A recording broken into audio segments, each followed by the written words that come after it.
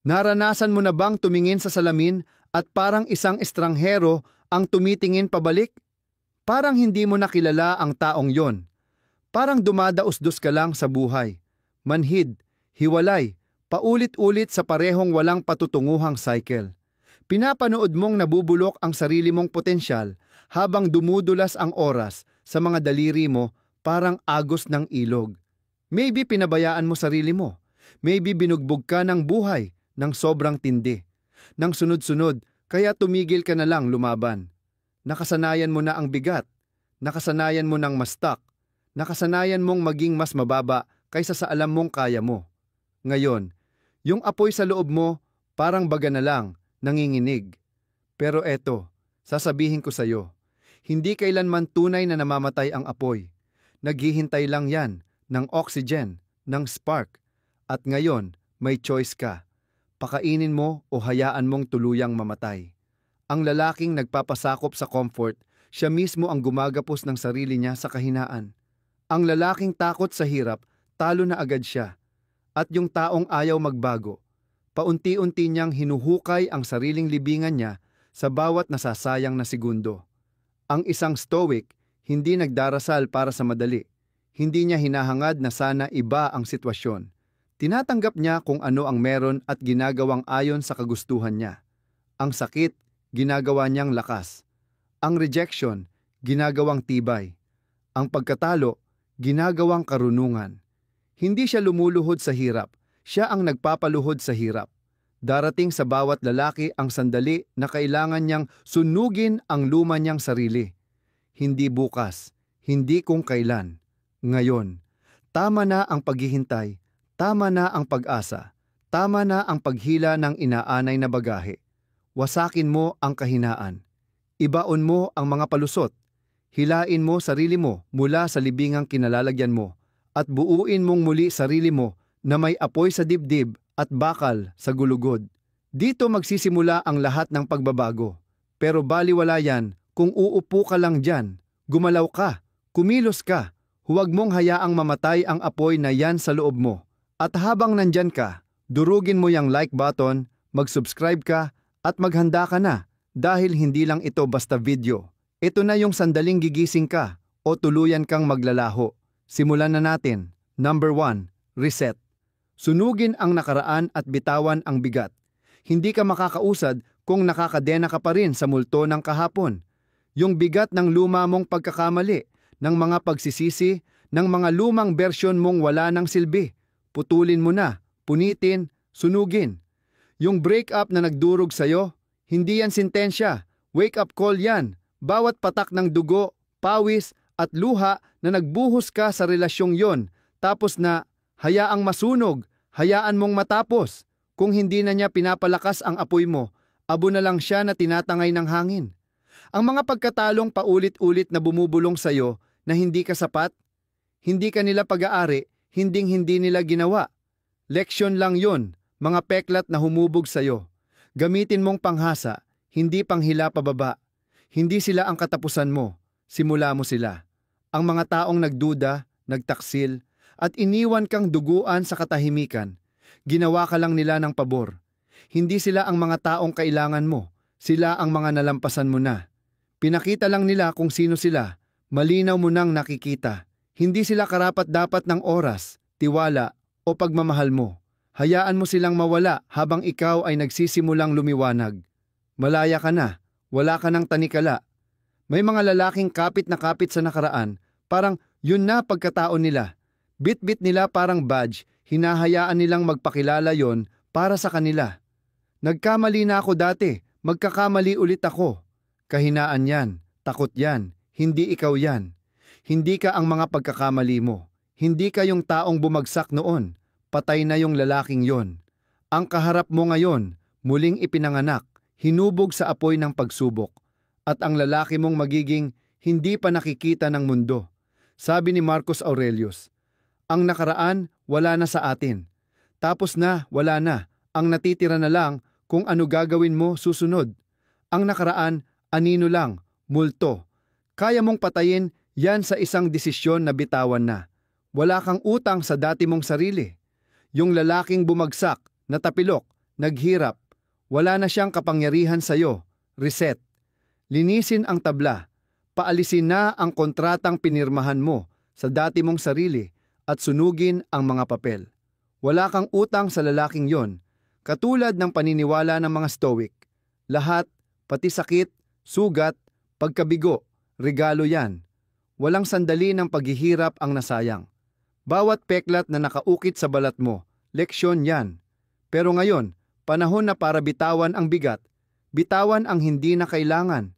Hindi mo na bagahe ang nakaraan. Nararamdaman mo ba yung apoy na sumisiklab sa loob mo kapag pinutol mo yung mga di nakikitang tanikala? Yung lakas na dumadaloy habang pinapatid mo lahat ng pumipigil at nagsasabing hindi mo kaya? Kalayaan yan. Yan ang lasa ng buhay na tinatago mo mula sa sarili mo. Hindi ka na pag-aari ng mundo. Hindi ka na yung kahapon. Hindi ka rin yung sana. Ikaw yung taong bumabangon mula sa abo. Sa kamay mo nakasalalay ang kinabukasan mo, hindi sa nakaraan. Hayaan mong masunog. Hayaan mong maghatid ng lakas. Hayaan mong palayain ka. Abo na lang ang nakaraan. Panggatong lang sa apoy. Sunugin, bumangon mula sa abo. Hinihintay ka ng kinabukasan mo. Number 2, restart. Bumuo ng bagong pundasyon. Karamihan ng tao nananatiling stuck kasi takot magsimula ulit. Takot silang pagpawisan, mahirapan, yung kailangan magpaka-beginner ulit. Takot silang sumuong sa discomfort ng pagbuo ulit. Pero pakinggan mo, ang restart hindi kahinaan. Likas yang lakas. Matinding kapangyarihan yan. Yan ang spark na nagbabago ng guho tungo sa revolusyon. Gusto mong malaman ang kaibahan ng mga unstoppable sa mga average? Hindi dahil hindi sila nadapa, hindi dahil hindi sila nadurog. Ang kaibahan, mas pinili nilang yakapin yon. Pag nawasak ang daan, pagbagsak ng lumang mundo, hindi sila naupo at umiyak sa abo. Bumangon sila, bumuo ulit, muling ipinanganak mula sa guho. Diyan hinuhubog ang tunay na lakas. Kapag lahat ng alam mo, naglaho, dalawa lang ang choice, manatiling lugmok o bumangon at bumuo ng mas matibay. Wala kang aasahang awa sa mundo. Masakit, walang patawad.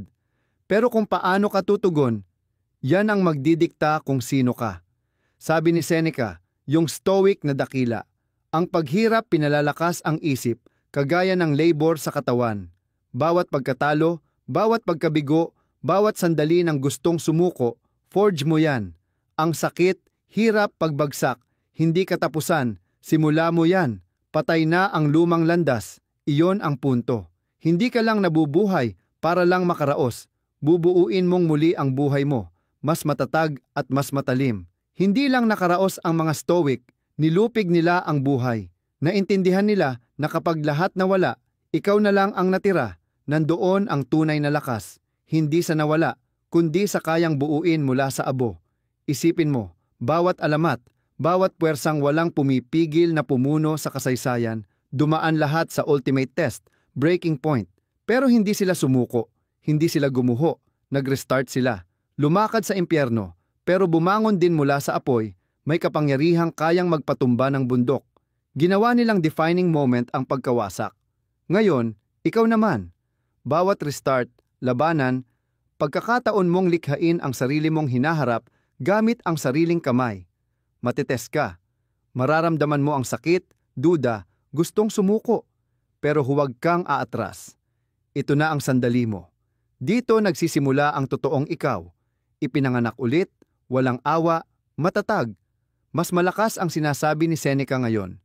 Mas madalas tayong nahihirapan sa imahinasyon kaysa sa tunay na buhay. Tigilan mo na ang pag-iisip ng pagkabigo. Tigilan mong katakutan. Harapin mo, yakapin mo, at bumangon ka na parang bagyo. Ganito mo kukunin ang kontrol sa buhay mo. Ganito mo isusulat ulit ang kwento mo. Kalimutan mo na kung sino ka noon. Ikaw ang arkitekto ng sarili mong tadhana, at yung bagay na itatayo mo, magiging legendary yan. Pangatlo, mag-refocus, mag-lock in sa mission mo. Tumingin ka sa paligid, magmasid ka ng mabuti sa mundong ginagalawan mo. Anong nakikita mo? Mga taong paikot-ikot, mga isipan na liligaw sa ingay, walang humpay na pag-scroll, talon dito, Talon doon sa sunod-sunod na walang kwentang distraction. Bawat click, nananakaw ang oras nila, buhay nila, kaluluwa nila. At anong napapala nila? Wala. Kaaway nila ang oras, pero di man lang nila napapansin yon. Sayang ang mga araw, parang akala mo infinite pa. Lumilipas ang mga linggo na di napapansin. Naglalaho ang mga buwan na parang usok, natutunaw sa gabi. Taon, wala na, di pa nila namamalayan. Sinayang nila bawat mahalagang sandali sa mga bagay na walang kwenta, walang saysay, walang halaga. At sa huli, kapag nagising na sila, huli na ang lahat. Yan ang buhay ng karamihan.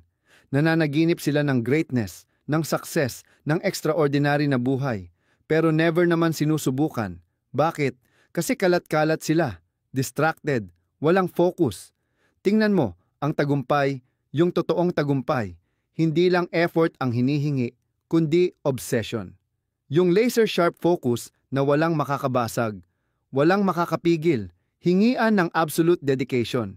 Paninindigan na matibay pa sa kahit anong excuse, kahit anong distraction, kahit anong tukso. Giyera ito laban sa lahat ng hindi nagtutulak sa'yo papunta sa misyon mo. At karamihan, hindi handang lumaban. Pero kung ikaw, handa na, handang makipagyera sa mundo, handang isakripisyo ang lahat ng walang kwenta, para habulin ng walang humpay ang misyon mo, dapat handa kang mag-lock in. Walang espasyo para mag-alinlangan. Walang puwang para mag-doubt. Walang patlang para maawa sa sarili. Battlefield ang totoong tagumpay. Hindi ka pwedeng maglakad-lakad lang, tapos umaasang mananalo ka. Kailangan tumutok ka. Ruthless clarity. Bawat kilos, bawat desisyon, bawat hakbang, lahat nakatuon sa isang misyon. Bawat hininga, puro para sa layunin mo. Hayaan mong gumuho ang mundo sa paligid mo. Hayaang lamunin ng ingay ng pagkabigo ng iba. Hayaan mong maging chorus na lang nang wala silang saysay. Hindi ka sila. Hindi ka narito para sumunod. Narito ka para manguna. Dapat ka lang mabuhay. Mabuhay na may apoy sa loob mo. Apoy na sinusunog bawat butil ng alinlangan. Bawat tuldok ng kawalang katiyakan. Dapat ang apoy na yan sobrang tindi. Kahit pinakamadilim na bagyo, di makapatay. Diyan nakasalalay ang tunay na lakas. Hindi sa pagsubok na pasayahin lahat o juggling ng lahat ng bagay, kundi sa pagsunog ng lahat ng walang kwenta. Pag-focus sa mga bagay na kaya mong kontrolin. Dun yung totoong lakas. Dun yung totoo. Si Epictetus, isa sa pinakadakilang Stoic philosopher, nagturo sa atin ng tunay na ibig sabihin ng kalayaan. Freedom. Tanging tunay na pag-aari. Kalayaang pumili ng kilos, ng isip, ng focus. Ang distractions ng mundo, hindi mo na responsibilidad yan. Ang ingay, hindi mo na dapat pakinggan. Isa lang kontrolado mo, landasin na tatahakin mo. Ang iba, labas na dun. Hindi mo afford mag-aksaya ng enerhiya sa mga bagay na di naglilingkod sa misyon mo. Kung hindi ka dinadala palapit sa goal mo, hadlang yan. Pader, tanikala na bumabatak sa'yo pababa. Tanungin mo ang sarili mo. Ano ba talaga ang nilalabanan mo? Ano ang karapat-dapat sa oras mo, sa lakas mo, sa kaluluwa mo? Diyan dapat mapunta ang focus mo. Walang kompromiso, walang kahinaan, walang pag-alinlangan. Ngayon ang oras para kumilos. Nandito na ang sandali mo. Gusto mong maging untouchable? Gusto mong mabuhay ng buhay na yayanig sa mundo? Gawin mo. Buong buo. Tumayo ka. Tumanggi kang maging ordinaryo. Tumanggi kang madistract. Tumanggi kang maging isa sa mga tao na nagising isang araw at na-realize na lampas na ang mga pinakamahusay nilang taon. Mag-focus ka, parang nakasalalay ng buhay mo, kasi talagang ganoon. Sabi din ni Epictetus, ang tunay na yaman ay hindi yung dami ng pag-aari, kundi kaunting kagustuhan. Isipin mo kung anong itsura ng buhay mo kung sa iisang bagay lang, sa mission mo, ka lang tutok. Paano kung itigil mo nang habulin ang lahat ng walang kwenta at ibuhos mo lahat ng lakas mo sa iisang bagay na kayang magbago ng lahat? Yan ang Stoic way. Yan ang Warrior's way. Yan ang panalo. Isang shot lang tayo dito. Huwag iwaldas sa distractions. Sunugin lahat ng ingay. Tunnel vision. Mag-obsess ka. Kasi sa dulo, pag nagtrabaho ka na, binigay at inalay mo ang lahat, nag-focus ka sa grind at sakripisyo, hindi lang tagumpay ang makukuha mo, kundi legacy. At yun, walang makakaagaw niyan sa'yo. Lock in, refocus. Ang mundo, yuyuko yan sa kagustuhan mo. Number 4, protektahan mo ang enerhiya mo. Hindi lahat ng tao deserve na magkaroon ng access sa'yo. Hindi lahat karapat-dapat ng kahit isang segundo ng oras mo. Hindi lahat deserve ng pwesto sa buhay mo, sa isip mo, sa mundo mo. Ang lakas mo, ang energy mo, ang essence mo, sagrado yan. At may mga tao dyan, gagawin ang lahat para nakawin yan sa'yo. Papanghinain ka, sisipsipin ang lakas mo hanggang maging wala ka na lang, kundi isang manipis na anino. May mga taong hindi lang distraction, destroyers yan, parasites, leeches na dumidikit sa'yo. Sinisipsip ang spirit, ang passion, ang drive. Bawat sandaling inuubos mo sa kanila, minuto yun ng future mo na nawala.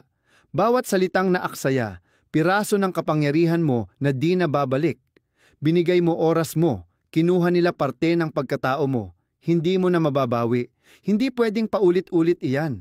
Hindi ka pwedeng magpaubaya ng lakas mo na parang disposable lang, parang pwedeng makuha ng kahit sino. Ang energy mo, yan ang core ng pagkatao mo. At kapag hinayaan mong sino-sino lang ang pumasok at kunin yan, hindi lang oras ang nawawala, kundi ang essence mo, ang paabot mo, ang future mo. Panahon na para magising. Panahon na ituring ang energy mo na pinaka-precious na yaman mo. Kasi yun nga yun, protektahan mo, bantayan mo parang layon sa pride niya. Tigilan mo pagbibigay daan sa mga taong inuubos ka, ginagatasan ka, minamanipula ka. Putulin mo sila. Walang pasabi, walang drama, walang sorry, katahimikan lang. Kasi yun na deserve nila, wala. At wag ka na lumingon, wag magpaliwanag, wag mag-justify. Wala kang utang na loob o paliwanag sa kahit sino sa pagprotekta ng sarili mo. Wala kang utang sa kahit sino sa pag-preserve ng kapayapaan, lakas, at purpose mo. Kung hindi nila masapul yun, di sila para sa buhay mo. Lumayo ka. Di mahalaga kung gaano na kayo katagal o gaano pa sila kahalaga noon. Kung wala silang ambag, abala lang sila. At kung abala, putulin mo agad. Malinis, mabilisan, walang pagsisisi. Yung sandaling inumpisahan mong protektahan ang energy mo, yun din ang sandaling papasok ka sa kapangyarihan na di mo pa nai-imagine. Mararamdaman mo, dudugong ramdam na ramdam, unshakable, unrelenting, unstoppable. Lakas na walang makakatapat, walang makakabali, walang makakakontrol. Magiging force ka na titingalain. Mararamdaman yan ng iba, aminin man nila o hindi. At yung mga hindi magre-respekta, mahuhuli na lang sa alikabok mo. Hindi ka narito para maging emotional punching bag ng kahit sino.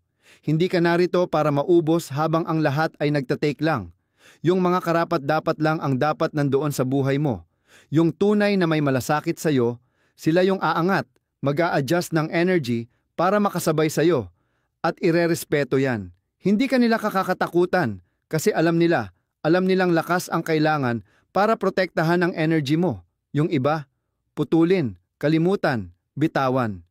Hindi mo sila kailangan. Hindi mo kailangan ng sinuman na hindi kayang sabayan ang lakas mo, hindi kayang tumayo sa tabi mo sa lakas na yan.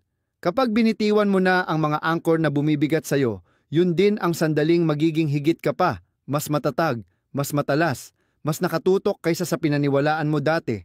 Unbreakable, unstoppable. Alam ng Stoics yan. Alam nila ang kapangyarihan mo nakasalalay sa kaya mong kontrolin. Kontrolin mo energy mo. Kontrolin mo sino may access dyan.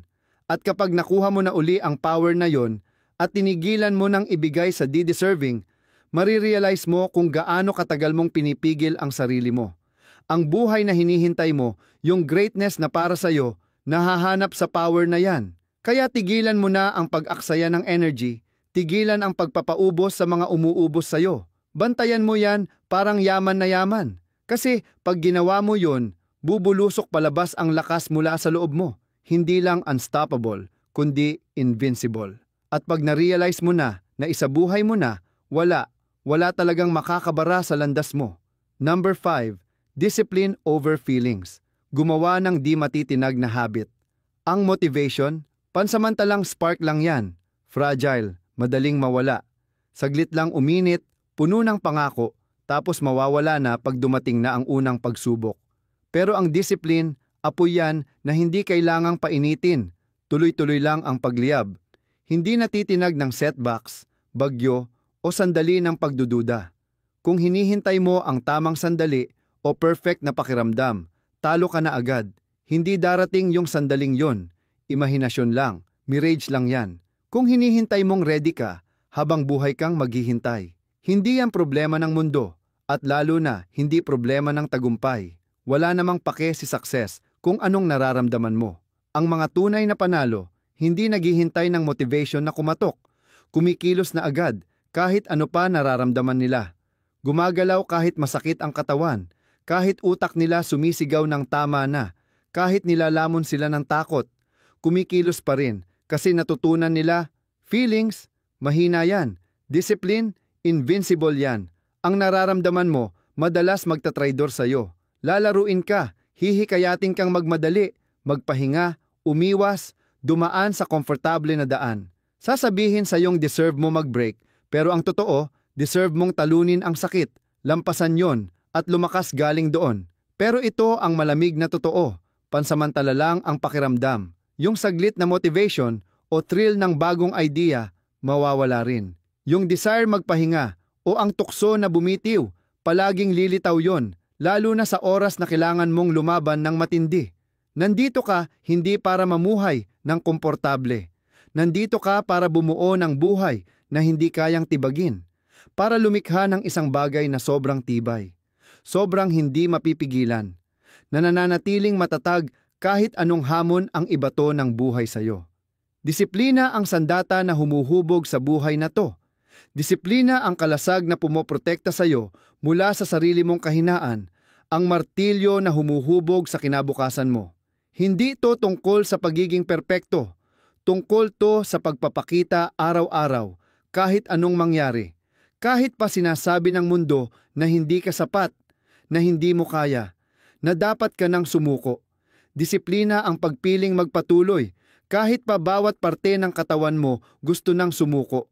Isang pangakong ginagawa mo sa sarili mo. Isang pangakong hindi matitinag na wala. Hindi ang bagyo, hindi ang pagdududa, hindi ang kabiguan, ang makakasira sa'yo. Si Marcus Aurelius, isang master ng Stoicism, alam to ng higit sa kahit sino. Hindi siya nag-usap tungkol sa paghintay ng inspirasyon o paghahanap ng motibasyon. Sinabi niya, ang hadlang sa aksyon ang nagpapaabante ng aksyon. Ang nakaharang sa daan, yon mismo ang daan. Bawat hadlang sa daraanan mo, hindi yan nandyan para durugin ka, kundi para patibayin ka. Bawat sandali na iniisip mong hindi mo na kaya, yan mismo ang sandali na kailangan lumakas ang sigaw ng disiplina mo kaysa sa mga pagdududa mo. Diyan ipinanganak ang tunay mong lakas. Kailangan mong maintindihan to. Nasa mga laban mo nakatago ang pinakamalaking pag-unlad mo. Habang mas nilalabanan mo, habang mas tinutulak mo ang sarili mo, mas lalo kang tumitibay. Bawat araw na pinipili mo ang disiplina, binubuo mo ang bersyon ng sarili mo na hinding-hindi kayang gibain ng mundo. Gumagawa ka ng makina ng willpower, isang titano ng self-control, isang puwersa na kayang igalaw ang bundok dahil sa hindi natatanggayang determinasyon. Kaya tigilan mo na ang paghihintay sa perpektong sandali. Tigilan mo na ang paghihintay na maging handa ka. Hindi mo kailanman mararamdaman na handa ka na. Pero pwede mong piliin na maging handa ngayon mismo, ngayong araw. Nasa iyo ang kapangyarihan. Ang kapangyarihan na pumili, pumunta, lumaban, at buuin yung mga ugali na huhulma sa iyo para maging di matitinag. Sabi nga ni Marcus, huwag mong sayangin ang oras mo na makipagtalo kung ano ang dapat maging mabuting tao. Maging isa ka. Yon ang totoo. Maging isa ka. Maging lalaki na pinipili ang disiplina kesa sa ginhawa, na patuloy na umaabante kahit pa sinasabi ng mundo na umurong siya. Maging yung tao na patuloy na bumabangon kahit gaano pa kabigat, kahit gaano kalaki ang pasan mo sa balikat. Maging yung hindi mapipigilan. Hayaan mong mas mainit ang disiplina mo kaysa sa kahit anong motibasyon. Hayaan mong lamunin nito lahat ng dahilan, lahat ng takot, at lahat ng pagdadalawang isip. At kapag dudang-duda na ang mundo sa iyo, Kapag sumuko na ang lahat ng tao sa paligid mo, maging ikaw yung hindi tumitigil, hindi matinag, hindi mapipigilan, yan ang tunay na lakas. Makinig kang mabuti, nasa sangandaan ka ngayon. Walang darating para sagipin ka, walang magbibigay ng second chance. Ikaw lang at ang hubad na realidad ng mga pagpili mo. Either burahin mo ang nakaraan mo o dalhin ang bigat nito na parang multo na laging sumusunod sa iyo. Pwede mong sunugin ang luma mong sarili o panoorin ang sarili mong mabulok sa parehong cycle. Pwede kang mag-forge ng panibagong simula na yayanig sa kaluluwa mo o manatili kang nawawala, nakakulong sa panghihinayang. Bitawan ang nakaraan, buwagin ang taong puro dahilan. I-reinvent mo ang sarili mo. Bumuo ka ng isang bagay na sobrang walang awat, hindi mapipigilan na yayanig sa mundo. Sindihan mo ang willpower mo. Ibuhos mo lahat ng enerhiya mo sa sandaling to. Walang atrasan, walang istorbo. Ang pagpili, brutal, pinal at iyong-iyo. Kung tumagusto sa buto mo o kung parang may nabuksan sa loob mo, pitikin mo yung like, mag-comment ka ng winasak ko na ang luma kong sarili ngayon at mag-subscribe ka na. Tama na ang paghihintay, tama na ang paghihiling. Ito na yung sandali mo para umangat. Walang atrasan. Gibain mo lahat ng pumipigil sa'yo. Pasindihin natin ang mundo.